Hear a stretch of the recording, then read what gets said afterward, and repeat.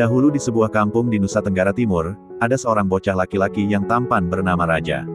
Namun, ia memiliki sifat yang amat keras kepala. Semua keinginannya harus dipenuhi. Sifat Raja itu terkadang membuat kedua orang tuanya pusing kepala. Suatu ketika, ibunya sedang memintal benang. Karena penasaran terhadap apa yang dikerjakan ibunya, Raja pun bertanya. "Ibu sedang membuat apa?" tanya Raja. "Ibu sedang membuat sehelai kain untukmu nak," jawab ibunya. Betapa senangnya hati Raja. Dikiranya sarung itu akan selesai dibuat dalam waktu sehari. Maka, ia pun selalu bertanya kepada ibunya. "Bu, kapan sarung itu selesai?" tanya Raja. "Aku tidak sabar lagi ingin memakainya." "Sabarlah nak, ibu akan segera menyelesaikannya," jawab ibunya.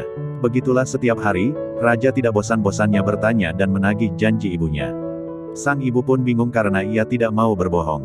Padahal, ia sering menasehati anaknya agar selalu menepati janji dan tidak boleh berbohong. Ketika Raja kembali bertanya, sang ibu diam saja. "Kenapa ibu diam saja?" tanya Raja. "Wah, tidak menepati janji." Merasa malu dituduh oleh anaknya, sang ibu pun menjelaskan bahwa membuat sehelai sarung membutuhkan waktu yang cukup lama. "Anakku Raja, ibu bukannya ingkar janji. Tapi, perlu kamu ketahui bahwa membuat sehelai sarung itu tidak bisa sebentar," ujar ibunya. Mendengar penjelasan itu, Raja pun merasa menyesal karena telah menuduh ibunya yang bukan-bukan. Sejak itulah, ia mulai sadar terhadap sikapnya yang suka kasar kepada ibunya. Pikiran itu pun terbawa ke dalam mimpinya. Malam itu, ia bermimpi didatangi oleh seorang kakek yang mengenakan pakaian putih-putih.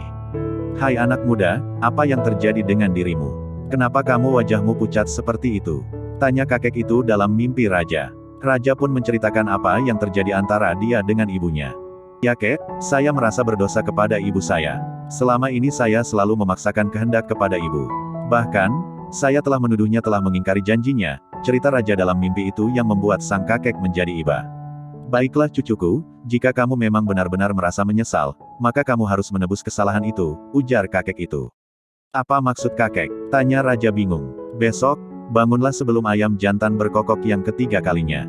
Pergilah ke arah matahari terbit dan berjalanlah sampai kamu menemukan sebuah gua," kata kakek itu. "Tapi ingat, kamu harus diam selama perjalanan," tambahnya. "Baik kek," jawab Raja. Kakek misterius itu kemudian lenyap. Saat itu pula, Raja terbangun. Ketika ayam jantan berkokok yang kedua kalinya, ia segera melaksanakan nasihat kakek dalam mimpinya itu. Dalam suasana yang agak gelap, Raja berjalan ke arah timur dengan menyusuri hutan belantara hingga akhirnya menemukan sebuah gua. "Hai gua, inikah yang dimaksud kakek itu?" gumamnya. Raja dengan melangkah perlahan-lahan mendekati gua itu. Ketika ia berada di depan mulut gua, tiba-tiba ia mendengar suara menyapanya. "Cucuku, tidak usah takut. Masuklah ke dalam gua ini," kata suara itu. Suara itu tidak asing lagi di telinga Raja, seperti suara kakek yang ada di mimpinya semalam. Tanpa ragu-ragu, ia pun segera masuk ke dalam gua. Ternyata dugaannya benar. Tampak seorang kakek yang pernah ia temui di dalam mimpi, sedang duduk di atas lempengan batu besar. Raja pun kemudian duduk di samping kakek itu. "Cucuku, tanamlah biji kapas ini di kebun ibumu di belakang rumah," perintah kakek itu seraya memberikan segenggam biji kapas dalam sebuah tempurung kelapa, kepada Raja. "Terima kasih, kek," ucap Raja seraya berpamitan. Namun, sebelum ia meninggalkan gua, kakek itu berpesan kepadanya. "Sesampainya kamu di rumah, minta maaflah kepada ibumu atas sikapmu yang buruk. Hormatilah orang tuamu," kata kakek itu. Begitu selesai berpesan, kakek itu tiba-tiba menghilang. Bersamaan dengan kejadian itu, tiba-tiba muncul seekor ular raksasa di hadapan Raja. Karena ketakutan, maka cepat-cepatlah Raja meninggalkan gua itu. Setiba di rumahnya, Raja langsung menanam biji kapas pemberian sang kakek. Sungguh ajaib, biji kapas itu tumbuh dengan cepat sekali. Hanya dalam waktu seminggu, tanaman kapasnya sudah berbuah. Buahnya pun unik karena berbentuk gulungan kain seperti yang biasa dipakai ibu Raja. Dengan kejadian itu, sikap Raja mulai berubah. Kini, ia menjadi anak yang halus dan lemah lembut tutur sapanya, penurut, dan rajin membantu kedua orangnya. Suatu hari, kambing peliharaan orang tua Raja hilang. Raja pun turut membantu mencari kambing tersebut. Ia berjalan menyusuri hutan belantara. Tanpa disadari, langkahnya ternyata sampai di depan gua yang dulu pernah ia masuki. Mulanya, Raja ingin cepat-cepat pergi dari tempat itu.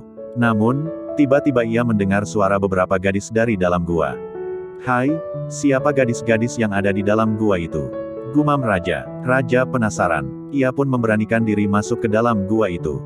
Betapa terkejutnya ia saat melihat 7 gadis cantik sedang mandi di sungai di dalam gua itu.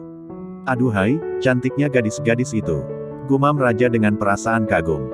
Melihat kecantikan para gadis tersebut, muncullah niatnya ingin memperistri salah satu dari mereka.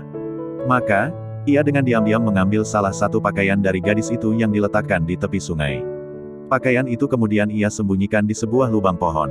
Selang beberapa saat kemudian, para gadis itu telah selesai mandi. Ketika hendak mengenakan pakaian masing-masing, salah seorang dari mereka tampak kebingungan. "Kakak, apakah kalian melihat pakaian saya?" tanya gadis itu. "Tidak bungsu, kami tidak melihatnya," jawab gadis yang paling sulung. Rupanya, gadis yang kehilangan pakaiannya adalah si bungsu. Putri bungsu itu pun menangis terseduh-seduh karena belum juga menemukan pakaiannya. Melihat keadaan itu, raja pun keluar dari persembunyiannya lalu menghampiri gadis-gadis tersebut. "Hai, apa yang sedang terjadi dengan gadis cantik ini?" tanya raja dengan berpura-pura tidak mengetahui permasalahan. "Adik kami kehilangan pakaiannya. Jika Tuan dapat menemukannya, tentu kami akan membalas jasa Tuan," sahut putri sulung. "Baiklah, saya akan coba mencarikannya," jawab raja. Raja pun berpura-pura mencari ke sana kemari hingga ke bagian luar gua. Saat para gadis tersebut tidak melihatnya, cepat-cepatlah ia mengambil pakaian itu dari dalam lubang pohon lalu kembali masuk ke dalam gua. "Maaf, apakah pakaian ini yang kalian maksud?" tanya raja. "Benar Tuan, terima kasih karena Tuan telah menemukan pakaian adik kami yang hilang," sahut putri sulung seraya menceritakan asal-usul mereka. "Maaf Tuan, sebenarnya kami ini adalah putri-putri ular." Mendengar cerita itu, raja langsung teringat pada si kakek yang waktu itu menghilang dan berubah menjadi seekor ular. "Apakah kalian mengenal kakek yang pernah kutemui di gua ini?" tanya raja. "Iya, ia adalah kakek kami," jawab putri sulung, "di gua inilah kami tinggal." Mendengar cerita itu, raja pun mulai tersadar bahwa ternyata kakek yang pernah menolongnya itu adalah penjelmaan ular. Raja pun kemudian diajak oleh para gadis itu untuk ke rumah mereka dan bertemu dengan sang kakek. "Terima kasih, cucuku. Engkau telah menolong putri bungsu menemukan pakaiannya," ucap si kakek. "Sebagai tanda terima kasih kami, kakek merestuimu menikah dengan cucuku itu. Tapi, dengan satu syarat." "Apakah syarat itu, Kek?" tanya raja. "Sebelum pesta pernikahan kalian dilangsungkan, kakek minta agar si bungsu dibuatkan sebuah rumah peristirahatan," ujar si kakek. Raja pun menyetujui persyaratan itu, meskipun ia tahu bahwa hal itu menyalahi adat di kampungnya. Setelah mereka menikah, raja dan si bungsu pun tinggal di rumah baru tersebut. Sementara itu, salah seorang warga yang merasa curiga mengintip ke dalam rumah itu. Alangkah terkejutnya ia saat melihat raja ditemani oleh seekor ular yang tak lain adalah putri bungsu. Warga itu pun segera melapor kepada seluruh warga kampung. Takut dengan keberadaan ular tersebut, warga pun beramai-ramai membakar rumah itu. Raja dan putri bungsu yang berada di dalamnya tidak bisa berbuat apa-apa karena peristiwa itu berlangsung sangat cepat. Mereka pun tewas terbakar. Mendengar kabar itu, keluarga putri bungsu amat marah dan murka. Dengan dibantu oleh seekor kepiting raksasa, keluarga putri bungsu yang telah berubah menjadi sekumpulan ular mendorong perut bumi. Kampung pun bergetar bagaikan terkena gempa bumi dahsyat. Dalam sekejap, perkampungan itu hancur dan porak-poranda. Selang beberapa saat setelah kejadian itu, tiba-tiba sebuah gundukan tanah muncul dari balik perkampungan. Semakin lama, gundukan tanah itu semakin tinggi hingga menjadi sebuah gunung. Untuk mengenang peristiwa itu, masyarakat setempat menamakan gunung itu Ile Mauraja atau Gunung Mauraja.